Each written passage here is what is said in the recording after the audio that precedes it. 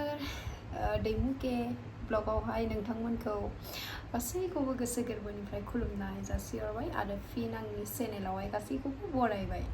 लोगोफोर दिनैनि ब्लगानो जाहैबाय आंनिया नै नोंथांमोना नायनानै मिथिखाबाय जानांगौ थाम्बनेलावहाय।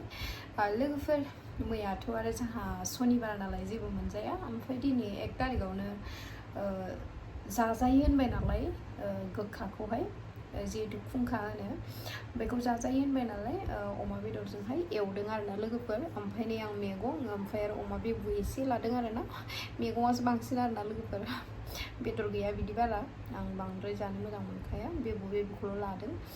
बाट ओमफ्राय नैबेयो जाहैबाय नारजि एवनाय आरोना, नारजिजों मा होनो मटर। ओमफ्राय लोगोफोर नैबेयो जाहैबाय मर्निंआव एवनायमोन आरोना, आलु बिलाहि होनानै एवनायमोन लोगोफोर। ओमफ्राय दावराव जादों नामा मोनथिला, आं साइडआवहाय फेन होदों गरम नालाय। लोगोफोर गासैनिसिमबो हेपि रंजालि बैसागु।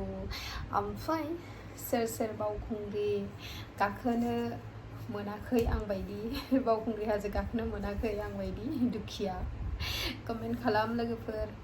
बिदिनो आरो जायफोर थांदों बिसोरनि ब्लगखौहाय नायगासिनो आरोना। फैगौआव मोजाङै मोजां इसोरा लाखियोबा थांनो नाजासिगोन आरोना लोगोफोर। बिदिब्ला लोगोफोर जानायखौ आङो स्टार्ट खालामनोसै। अननानै नोंथांमोनाबो दसे सम आंनि ब्लगखौहाय मुकबां ब्लगखौ नायबानो जाबाय लोगोफोर जोबजासिम। थुदो बिदिब्ला लोगोफोर अमा बेदरखौ जाग्रोनोसै आरोना, आंनि फेभरेट लोगोफोर।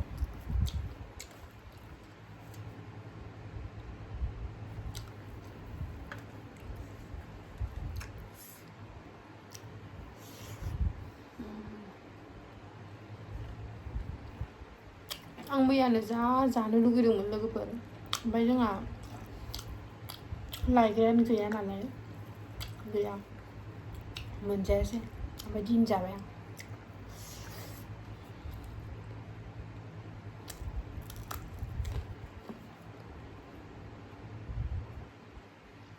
बेबायदि रोजा रोजा अमा बेदरखौ आं जाया आरोना लोगोफोर, फैफ्लांदों बे मोनसेया, बाट थाथो बेयो।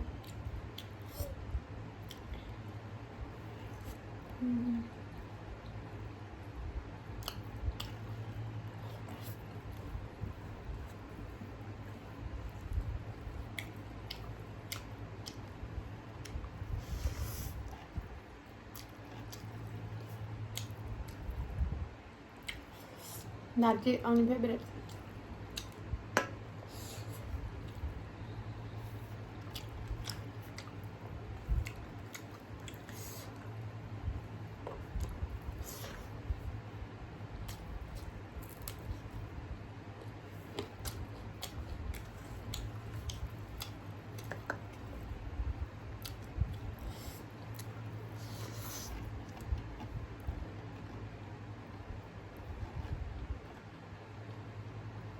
बेदर आंनाव रोजा रोजा मानि थादों।